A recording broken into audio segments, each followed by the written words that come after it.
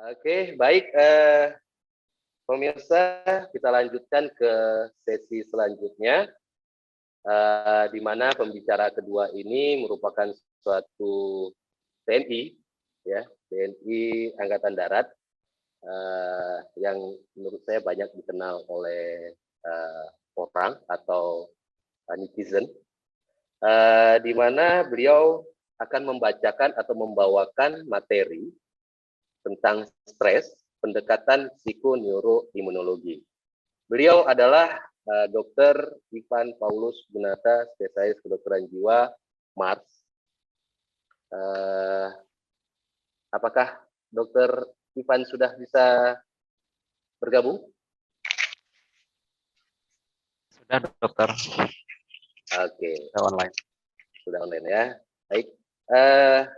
Saya akan, sebelum Dr. Ivan menyampaikan atau memaparkan materinya, saya akan sedikit membacakan kurikulum vitae dari beliau.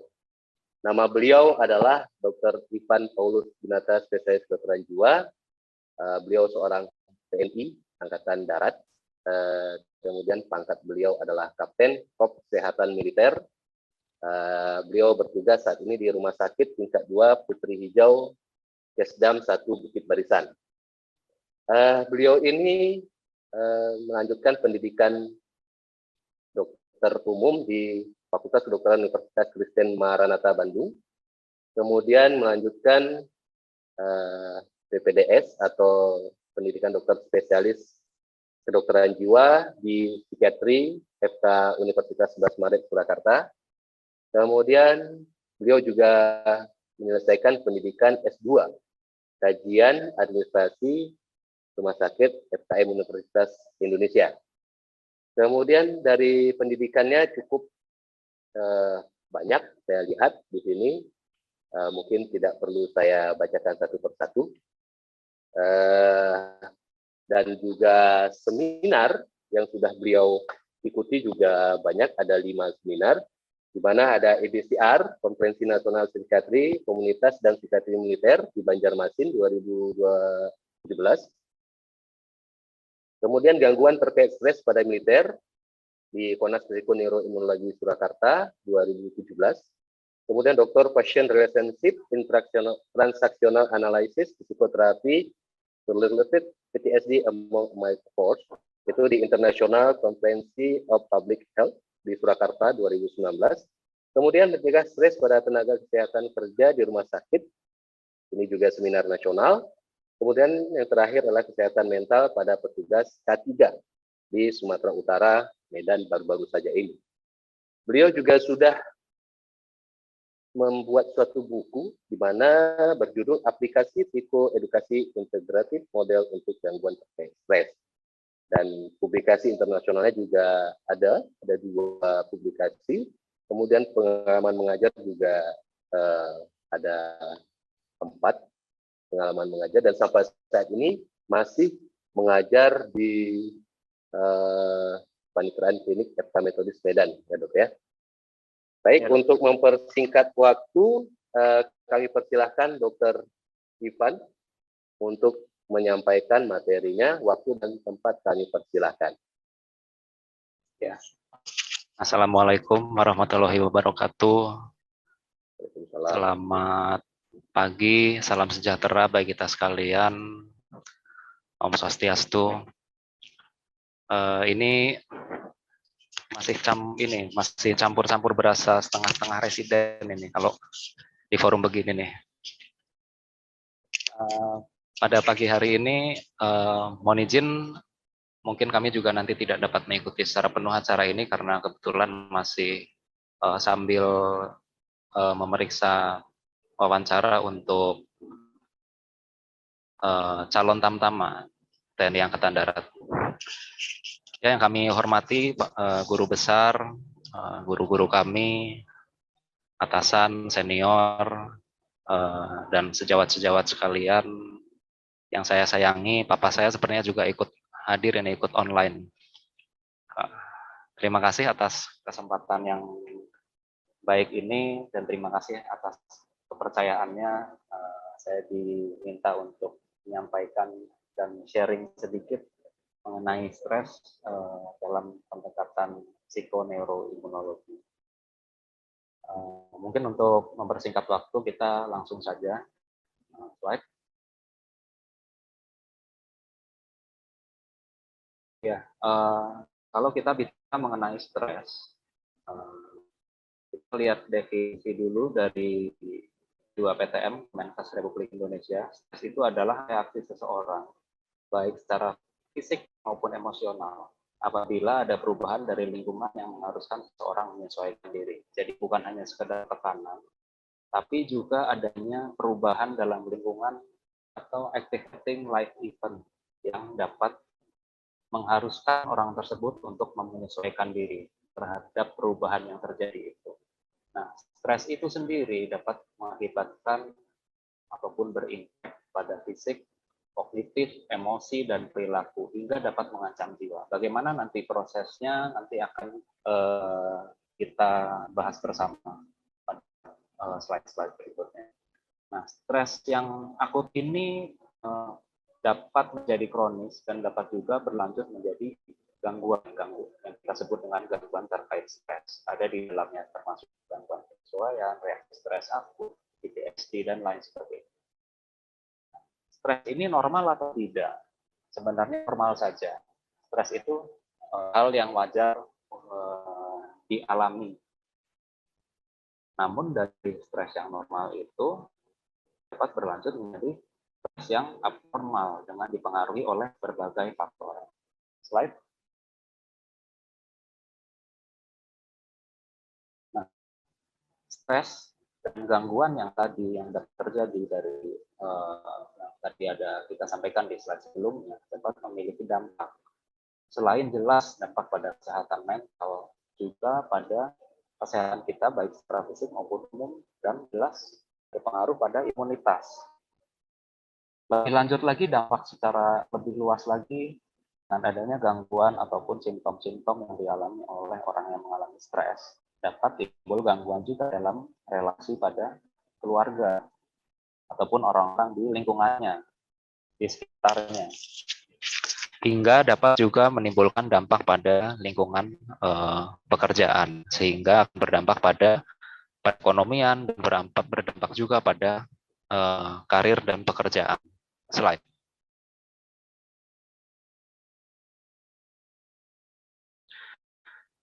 Ini adalah hal-hal yang dapat menyebabkan ataupun mengakibatkan stres. Yang tadi disampaikan di per definisi tadi adalah stres ini dapat diakibatkan karena adanya perubahan situasi dalam hidup.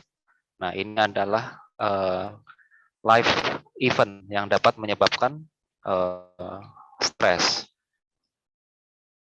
Misalnya kematian pasangan, di situ ada skor-skornya, ini menurut Holmes and Wright. Jadi ada skor-skornya, kalau kematian pasangan kira-kira akan berimpact skor berapa, perceraian berapa, hidup terpisah itu berapa.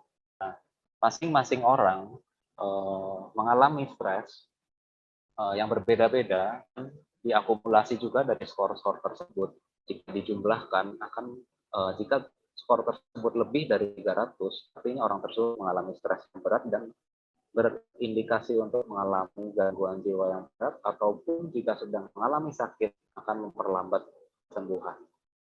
Nah, sebenarnya dari stres dari jenis-jenis life event ini belum tentu menjadi memiliki tingkat hambatan yang sama dari masing-masing orang. Tentu perubahan dalam aktivitas sosial A dan B itu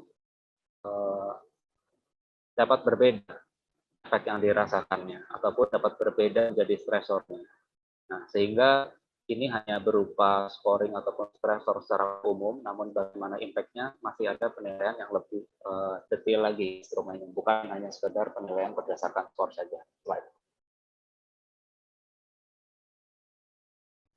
Kalau kita bicara tentang stres, tentu ini hal yang jelas akan berimpact, berefek, dan kalau kita bilang bahasanya itu blunder atau lingkaran setan, di mana ini akan berlanjut, berputar, dan belum tentu mudah diputuskan. Karena yang terjadi adalah selain stres, di situ juga ada fear, ada worry, ada khawatir, ada cemas. Nanti bisa berlanjut lagi, berefek pada gangguan tidur, ya, perasaan lelah yang berlebihan, energi, hingga kita kehilangan kemampuan kita untuk mengcoping berbagai hal ataupun stresor yang terjadi dalam hidup kita. Berimpact juga pada rendahnya self esteem, yang itu pun akhirnya juga akan kembali akan memperburuk tingkat stres itu sendiri, sehingga itu akan berputar-putar di sini, dan jika tidak diberikan tata laksana yang sedini mungkin dan optimal, maka ini akan terus-menerus terjadi. Baik.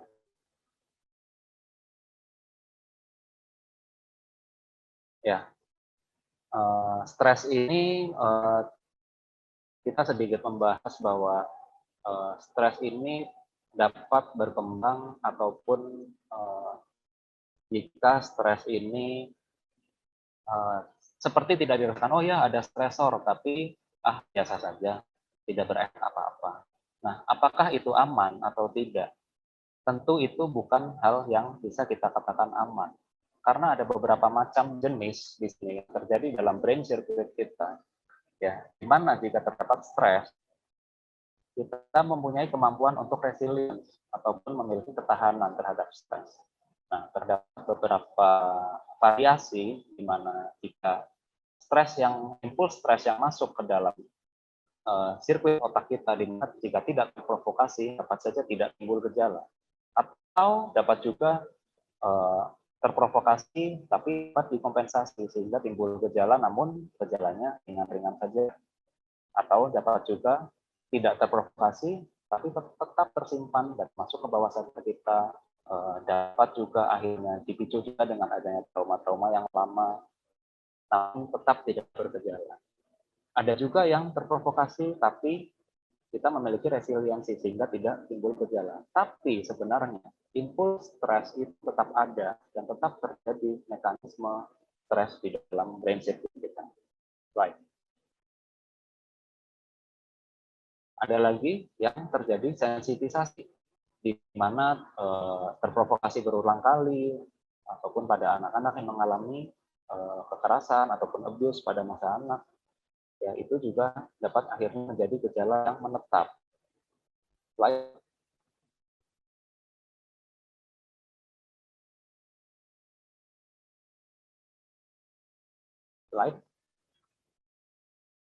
Ya. Nah, dari stres ini, dari sensitisasi dari awalnya hanya stres ini hingga akhirnya mencapai depresi, ini juga melewati berbagai tahapan yang sering tidak kita sadari. Di masa anak dianggapnya tidak ada stres. Padahal sementara yang namanya stres itu terjadi dari seseorang individu masih di dalam kandungan. Bukan hanya saat individu itu sudah dewasa dan mengalami berbagai variasi ataupun dinamika dalam hidupnya. Slide. Berbicara mengenai stres, kita tidak bisa lepas dari neurotransmitter. Kita tidak bahas satu persatu di sini. Namun yang jelas kita akan sampaikan saja ada beberapa neurotransmitter yang terlibat di sini. Ada glutamat, serotonin, norepinefrin, dopamin, ada lagi epinefrin sebenarnya, asetilkolin, GABA, dan BDNF, brain derived neurotrophic factor. Slide. Pada PNI kita ini mungkin materi yang memang menarik, namun cukup mendetail untuk dibahas. Jadi kita berbicara mengenai psiko, neuro, dan imunologi. PNI ini bagi saya merupakan materi yang sangat menarik karena PNI ini membuat psikiatri bukan menjadi ilmu yang tidak terlihat atau ilmu yang dibilang menerawang, namun semua hal yang terjadi dalam psikiatri dapat dijelaskan secara mekanisme maupun ada yang terjadi pada organ. Bahkan dapat juga kita lakukan penunjang untuk melihat apa yang terjadi pada organ tersebut seiring dengan berbagai majunya teknologi. Nah, kalau kita bicara PNI dalam stres, di sini kita melibatkan neurotransmitter, sel imun, hormon. Next. ya. Di sini terdapat perubahan aktivitas neuroendokrin dan atau otonom yang akan memodulasi respon imun. Memodulasi ini bukan berarti memodulasi artinya selalu dalam artian yang baik, namun juga memodulasi dapat menjadi buruk pada akhirnya. Nah, kita tidak bisa lepas dari HPA aksis kalau bicara stres, di mana di sini adalah melibatkan hipotalamus. Next terus, coba lanjut. Ya, di mana pada HPA aksis hipotalamus akan mengeluarkan ataupun merilis corticotropin releasing hormone yang akan merangsang glandula pituitari untuk merilis ACTH, dan akhirnya adrenal cortex akan merilis glukokortikoid, di mana glukokortikoid ini memiliki peran untuk memodulasi respon imun. Glukokortikoid ini akan mendorong terjadinya migrasi leukosit, akumulasi monosit dan granulosit hingga produksi sitokin, dan mediator inflamasi ini juga akan ditahan oleh glukokortikoid ini. Next. Terus. Ya, ini mekanismenya.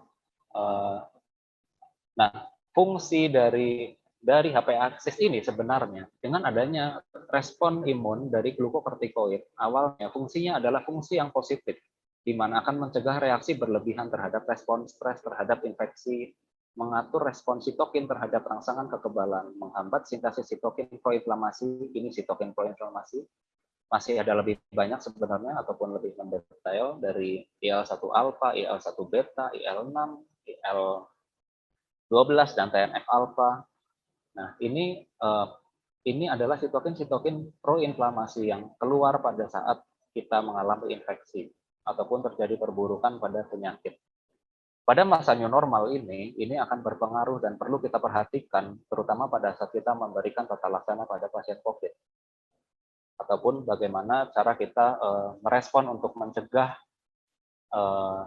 kita untuk terjadi perburukan dari paparan COVID. Nah, namun jika ini berlangsung terus-menerus akan dapat mengakibatkan atrofi pada hipokampus, dan atrofi pada hipokampus ini pada akhirnya akan menyebabkan hiperreaktivitas HPA aksis ini sendiri yang akhirnya akan dapat menyebabkan sehingga akhirnya ini terjadi yang namanya toksisitas dari HPA aksis.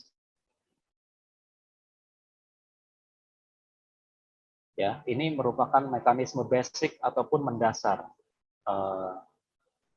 dari respon stres dari sisi psikoneuroimunologi. Next. Lanjut. Nah, tadi dari glandula pituitari akan mengeluarkan ACTH, dan korteks adrenal akan mengeluarkan glukokortikoid, di mana di sini juga melibatkan katekolamin, di mana ini merupakan mediator imun pada stresor yang akut. Ya, pada stresor yang akut, ini pertama akan meningkatkan imunitas, melawan infeksi, memperbaiki luka, menghambat perkembangan. Misalnya pada tumor kulit yang sensitif imun, ataupun dalam kasus penanganan autoimun. Pada stresor yang kronis, ini akan menghambat proses melawan infeksi dan memperbaiki luka, mempercepat perkembangan tumor kulit sensitif imun, jadi ada efek negatifnya juga, dan merusak kesehatan dalam kondisi autoimun. Next. Kembali ke multi efek dari paparan stres, di mana akhirnya juga kita akan terlibat ataupun mengalami gangguan pada tidur, di mana ini juga akhirnya tentunya akan berhubungan dengan circadian system, dan dengan gangguan ini, gangguan pada tidur ini akan memberikan efek yang sangat banyak. Mayoritas pasien yang datang ke polipsikiatri dan mayoritas pasien yang dikonsulkan pada GLP di ruangan belum tentu semata-mata karena gangguan yang nyata pada behavior, tapi lebih sering sebenarnya yang kita alami adalah pada gangguan tidak bisa tidur. Itu yang sangat sering dialami. Pasien datang keluhan pertama tidak bisa tidur. Nah, kenapa tidur ini menjadi penting? Kenapa tidur ini merupakan isu yang sangat penting? Dan mau tidak mau harus kita bahas juga dalam dalam topik stres.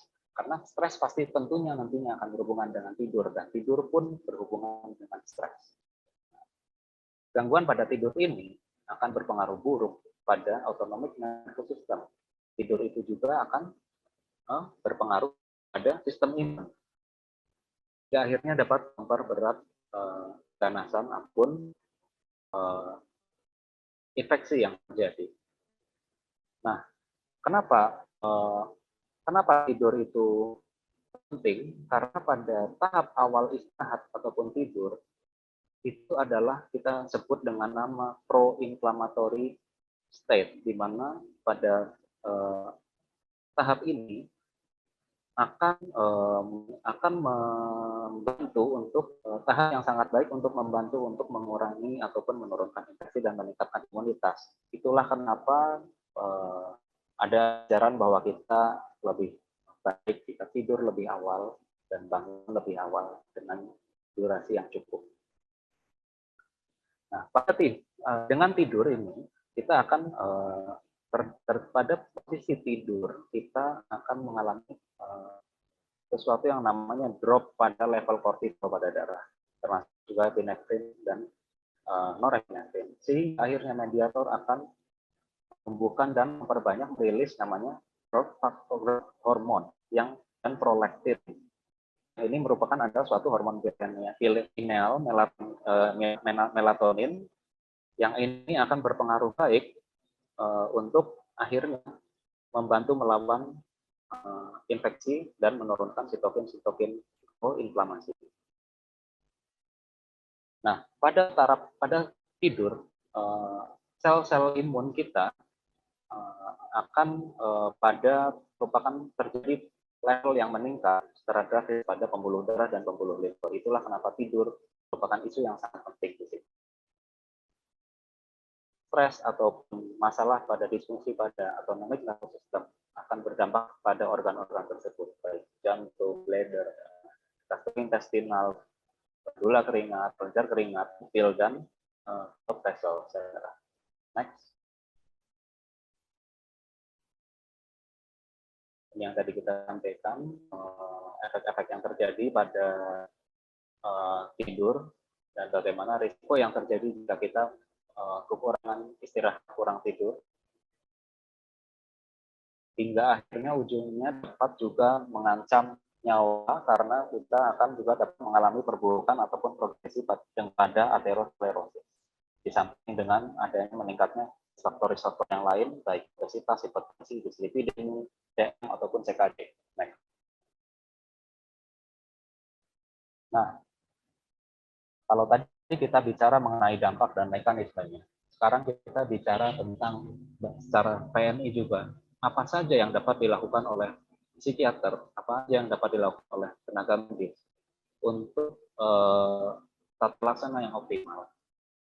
Tata laksana yang optimal bukan hanya tata laksana secara farmakologi saja, bukan hanya tata laksana non-farmakologi seperti psikoterapi saja, tapi tata laksana yang optimal adalah pertemuan tiga lingkaran ini, itu psiko dan sosial. Disinilah titik ataupun area optimal terjadinya kesembuhan pasien yang optimal. Ya, ada bio ini di mana kita bisa memberikan obat, kita dapat memberikan terapi-terapi dan intervensi farmakologi. Pada tahap psiko ini juga akan dipengaruhi oleh dari bio tadi. Di sini juga ada area di mana bio akan berpengaruh pada psiko. Kita juga berikan di sini psikoterapi dan termasuk juga psikoedukasi yang tadi Pak Dirjen juga sampaikan, di mana pernah kita lakukan juga semasa pendidikan.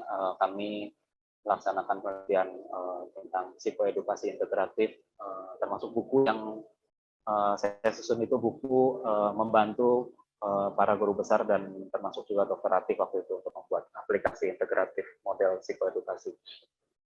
Nah, pada psikoedukasi itu juga akan berpengaruh pada faktor sosial dari seseorang. Kalau kita hanya perbaiki secara bio saja, tapi kita tidak memperbaiki faktor lingkungannya, stresor itu tetap masuk dari lingkungan sekitarnya. HP akses pada pasien tetap tetap terjadi terus-menerus, tetap teraktivasi terus, bahkan tetap meningkat eskalasinya, itu tidak akan tercapai kesembuhan yang optimal itu. Oleh karena itu, tata laksana psikiatri yang baik dan tata laksana termasuk juga tata laksana pada bidang-bidang lain, pada bidang bukan hanya psikiatri saja, tentu akan lebih baik jika memperhatikan faktor-faktor ini. Itu kenapa faktor sosial menjadi isu yang penting dalam penyembuhan pasien secara optimal, karena dengan adanya stresor yang terjadi terus-menerus, faktor sosial yang tidak diperbaiki, lingkungan yang tidak dimodifikasi, kesembuhan pasien tidak akan tercapai dengan optimal, karena terapi yang kita berikan terus berkejaran dengan proses inflamasi, proses infeksi, dan perburukan yang terjadi pada organ pasien tersebut.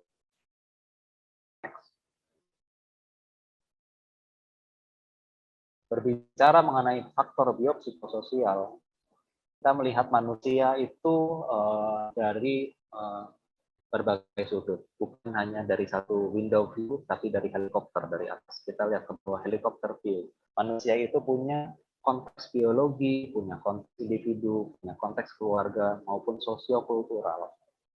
Slide. Terus, ya lagi. Terus. Sebelumnya. Oke.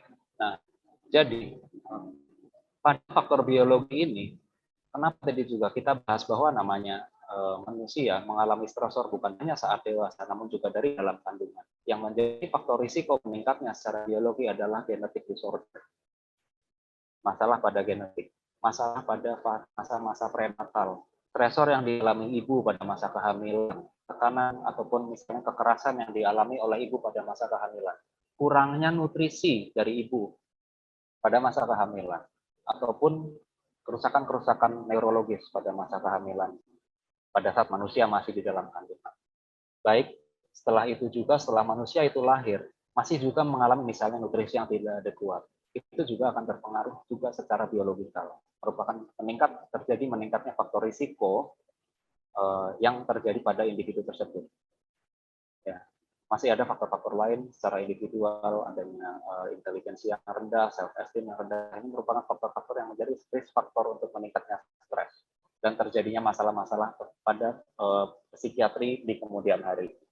Nah, selain faktor risiko, ada juga faktor vulnerabilitas ataupun faktor kerapuhan, di mana ini memang bukan merupakan faktor risiko utama, namun ini menjadi faktor yang potensial untuk memperburuk risiko yang terjadi, untuk menjadi meningkat lebih tinggi lagi si risiko-risiko itu. Ini ada beberapa hal, misalnya gender, poor planning ability, social ability,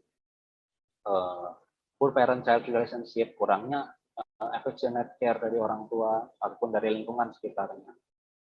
Tapi jangan khawatir, bukan hanya faktor negatif ini saja, namun juga ada faktor yang positif, di mana di sini ada namanya protective factor, temperamen yang mudah, intelijensi yang baik, punya kompetensi, physical attractiveness, dan lain sebagainya. Ini nanti slide akan saya share, di mana ini merupakan faktor-faktor yang bisa menjadi pertimbangan bagi terapis, psikiater ataupun dokter untuk menangani pasien ataupun membantu pasien untuk mengcoping stres yang terjadi dalam hidupnya. Misalnya kita memiliki pasien yang datang dengan keluhan stres karena pada pandemi ini, misalnya dia sakit COVID, usahanya tutup, itu kita dapat memunculkan dia untuk dapat mengoptimalkan protective faktor yang lain yang dia punya. Misalnya kita memberikan CBT, kita membuat pasien menyadari bahwa pasien memiliki intelijensi yang masih baik, memiliki kompetensi yang masih baik untuk kembali berusaha bukan di bidang yang sama, bahkan mungkin ataupun dengan situasi pandemi ini akan membuat pasien justru dipaksa untuk memiliki bentuk usaha lain yang mungkin dapat menjadi lebih sukses. Masih banyak hal-hal lain di sini. Nah, bagaimana pengaruhnya ini? Tentu ada pengaruhnya. Protective factor ini akan mengakibatkan terjadinya namanya protective mechanism, di mana akan terjadi turunnya risiko ataupun impact akibat risiko, turunnya reaksi-reaksi negatif yang terjadi, dan akan mengoptimalkan coping skill yang ada pada pasien dan membuka berbagai kesempatan ataupun kemampuan yang dimiliki pasien untuk bertahan dan untuk memiliki kualitas hidup yang lebih baik. Next. Nah, bicara stres tadi, dari hanya sekedar stres, ini adalah rangkuman efek yang dapat terjadi. Aktivasi reseptor limfosit glukokotikoid, supresi gen antiviral, aktivasi sistem saraf simpatik yang akhirnya merilis norepinefrin, stimulasi glandula adrenal, mengurangi growth hormone, meningkatkan sitokin proinflamasi, dan menurunkan respon interferon genetik antiviral. Hingga selanjutnya adalah menurunnya sistem imun, resiko infeksi meningkat, perburukan infeksi, dan terjadi respon rendah terhadap vaksinasi. Ini yang terbaru. Sehingga pada era new normal ini, pada era COVID ini, kenapa stres itu menjadi penting? Karena dengan perburukan ataupun dengan meningkatnya stres, maka sistem imun juga akan turun dan risiko infeksi meningkat, dan terjadilah hal-hal yang kami sampaikan pada slide ini. Next. Ini simptom-simptom yang terjadi jika terjadi stres dan akhirnya berpengaruh pada autonomic nervous system. Next. Nah, kembali ke biopsikososial, di mana bio itu identik dengan farmakoterapi, dan psikososial juga kita identik untuk memberikan psikoterapi untuk menanganinya, dan faktor sosial itu psikoedukasi yang kita berikan akan berpengaruh pada faktor sosial. Tapi psikoedukasi ini adalah merupakan bagian dari psikoterapi. Jangan lupa, psikoedukasi adalah merupakan dapat menjadi bagian dari psikoterapi. Tadi Pak Dirjen juga menyampaikan. Nah, seberapa pentingkah biopsikososial ini? Seberapa pentingkah penanganan stres? Seberapa pentingkah tidur dan istirahat? Seberapa pentingkah nutrisi dan pola makan yang baik pada manusia dan ataupun pada pasien? Mungkin tidak kami bahas slide ini, tapi pada tahap berikutnya nanti mungkin kami juga akan membuat IBCR, mungkin laporan kasus juga mungkin bisa pada pasien-pasien yang kami tangani di rawat inap di salah satu rumah sakit swasta. Jadi di situ dokter-dokter spesialis penyakit dalam, paru, jantung memiliki cukup jeli untuk cepat mengkonsulkan pasien-pasien dengan gejala awal psikiatri, baik masih menunjukkan stres yang ringan ataupun baru mulai ada kesulitan-kesulitan tidur, mereka tidak langsung tangani tapi konsultan ke psikiatri. Dan terdapat bedanya dari mulai diterapkannya kebiasaan mengkonsul tersebut dengan belum. Jadi jika kita men-skip atau abai dengan gejala-gejala psikiatri di mana gangguan tidur tidak diberikan tata laksana dengan baik dan dengan optimal, pasien-pasien dari ruangan tata laksana yang tingkat sedang ataupun ringan itu banyak yang akhirnya terjadi berburukan dan berpindah ke ruang rawat pasien-pasien COVID dengan gejala berat ataupun bahkan ICU. Namun tata laksana psikiatri yang diberikan sedini mungkin, baik dengan farmakoterapi, psikoterapi ataupun psikoedukasi, itu banyak mencegah angka perburukan ataupun death rate yang terjadi pada pasien. Termasuk akhirnya juga berpengaruh optimal pada manajemen rumah sakit, karena dengan tata laksana yang baik dan optimal ini, anggaran rumah sakit juga akan dapat lebih dihemat. Kenapa? Karena average length of stay akan turun. Ya,